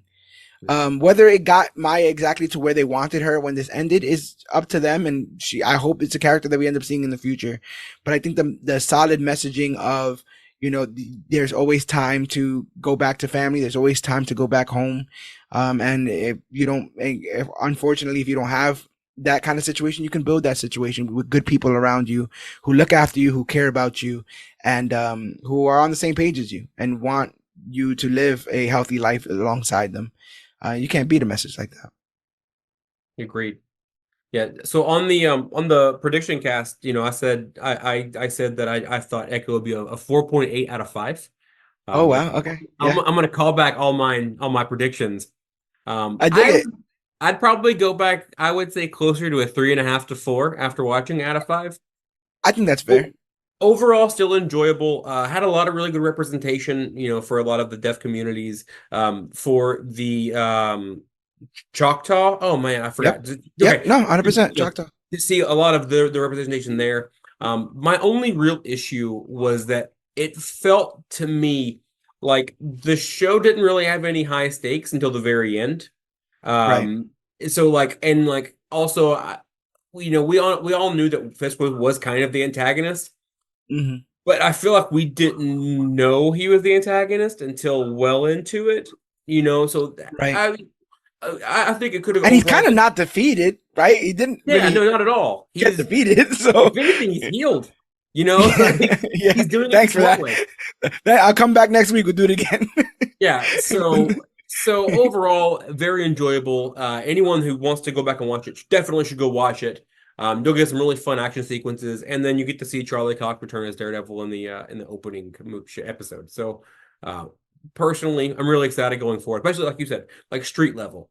Having Yeah. a street level big villain, it would be a lot of fun.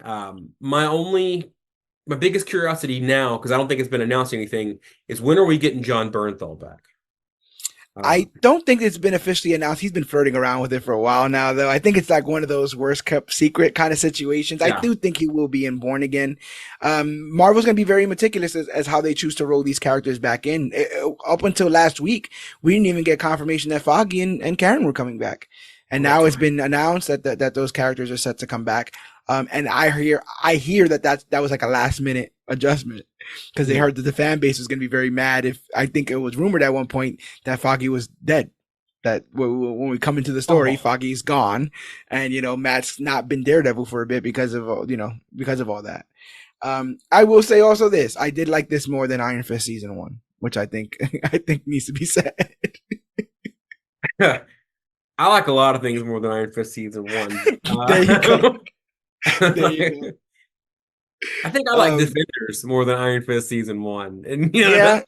And again, and I'll yell about it because I always yell about it. Now that everything's connected, y'all got some explaining to do because there was some dragon bones underneath the city, and nobody said a damn thing about it. Spider-Man's been up and down. Hawkeye's chilling. What's going on with the dragon bones? Somebody gotta tell me, man. Gosh, they blew up a building. They blew up that building with Daredevil and Elektra, and ain't nobody say a damn word. Bonkers. Well, they also destroyed the Statue of Liberty. So no one's talking about nothing. Yes, So. you're right. Yeah. And again, I just want to see when MCU Luke Cage meets Blade for the first time, and he's like, "You look familiar." Yeah, did you shoot me once? I think I remember seeing you. The other actress was Alfre Woodard, was Mariah Dillard Stokes in Luke Cage, but she's also the person who guilt trips Tony Stark in Civil War. Yeah. But I think he was the only one to meet her, so so there won't be no confusion. Well, and just to put it on the record, all the bad stuff that happened, Sokovia, whatnot, that's all Tony Stark's fault. Civil War. If they would, and I'm not saying Tony Stark's a bad guy. I'm saying he's trying to think too big and trying to do what he wants to do. If Tony Stark and the Sokovia, if they were just the Stark Accords, it would have been fine. She literally guilt tripped them into guilt tripping the team. Yes. And Steve's like, "What do you, bro? We got to do this. Like, safest hands are our own." He's like, "No, he killed a bunch of people, bro." No, you did. You made Ultron. Yeah, you and Bruce. You did this of your own accord. Science bros. Yeah, no, don't get me started. No. I like this conversation. We're gonna have to put a pin in it, but we'll definitely come back around because the Major Issues podcast drops each and every week. We got a new night Thursdays since we passed our 300th episode. It's been a blast, kind of shifting the schedule because it allows us to do things like binge this entire series or read some more comics and provide more content for you guys. So thank you guys for listening to this episode. However you found this episode, just know that every episode of the Major Issues podcast is available wherever podcasts are found. Podbean, Stitcher, Podcast Addict, the Apple Podcast app, to find YouTube, Spotify, and more. If you just Google Major Issues Podcast, we'll be the first ones to pop right up. But everything Comic Book Clique lives at ComicBookClique.com. So go to ComicBookClique.com and you will see our merchandise, articles written by us, but also every episode of the Major Issues podcast lives there. That's over 310 episodes. It's like 600 hours of content. So go through. We've covered it all. I think we may have covered every single Defenders show and series, both Iron Fist seasons, both Punisher seasons, both Jessica Jones seasons. Oh, sorry, all three Jessica Jones seasons, Luke Cage, Defenders, and more. So go back and check out those episodes to see how we were feeling when we were testing those waters and compare it to how we're feeling now with what's going on with their reintroduction into the MCU. We do a lot. And we're all over. So tell a friend about us and reach out to us on social media, facebook.com/comicbookclique, Instagram @comicbookclique, or you can use the hashtag comicbookclique to talk about the newest, hottest, latest, and greatest things to come to comic books and comic book media. We're doing this each and every week. So yeah, tell a friend, rate and review us on iTunes. It's the quickest way for us to grow as podcasters and find out what you like and what you don't. Go and hit up our Patreon, patreon.com/CBC Clubhouse, for as little as 10 cents a day, $3 a month. That's nothing. $3 a month. You can help us keep our lights on here and afford the hardware and the software that we need to keep providing you guys with free content. We're doing this podcast each and every week for free from the goodness of our hearts and because we genuinely love doing it. But we're going into the future to produce a bunch more other kinds of content, including Major Previews, which is our new video series that drops once a month. And our February episode will be coming out sometime soon to talk about some of the comic book solicitations and things coming out in February. We got a bunch of stuff coming down. What If we still haven't covered on here. Scott Pilgrim Takes Off we still haven't covered on here. And then I know, Asa, you can't wait for Madam Web, which is right around the corner. You know me. Sony versing it up. That's it, baby. So yeah, man, get on the bandwagon before the bandwagon becomes full. Because I've been to the future. It's almost like my ancestors showed it to me, and we do become the latest and greatest thing to come to comic books and comic book media. But I can't tell you how we do it, because if I do, it ends up messing up the timeline. And next thing you know, there's a Madam Web 2, 3, 4, 5. No one wants the world where that exists. So get on the bandwagon before it becomes full. Rate and review us on iTunes. Share the link wherever you want, and go ahead and hit up our sponsor, Magic Mind. And thank you for Magic Mind for sponsoring us. Check out that link in the description, and go ahead and get you some of that. Asa, where do you want the people to find you? Do you want to be found? If you want to find me, I'm on Threads at Asa H Griffith, Instagram as well. You see a lot of cute kids, and I on Threads on Instagram and on Threads I yell about politics and how much I hate the Philadelphia Eagles. Awesome. Oh yeah. There's a lot going on there. Yeah, but bro, thank you again for getting on. This was a hell of an episode, and every time I have these conversations with you, I already come with my own appreciation of the medium, but I feel like we really answer some really the hard questions that they're really trying to posit here. I think that's kind of what this art form is made for. Us both looking at a rabbit in a snowbank. I forget what the name of that painting is. Rabbit in a storm or something like that. Rabbit in a snowstorm, I think is it. Yeah, we're both looking at the rabbit in a snowstorm. And we're seeing two different things, but the image still comes together, and it always does beautifully. So that's all I've got for this episode. My name is George Serrano, aka the Don. I am All-Star Asa Griffiths. And this has been our Echo recap and review. And remember, whether you're a devil in Hell's Kitchen, the Fat Man himself, got powers from your ancestor, or only want some biscuits in your life, remember that we are the Clique. And always remember that you, yes, you, are worthy.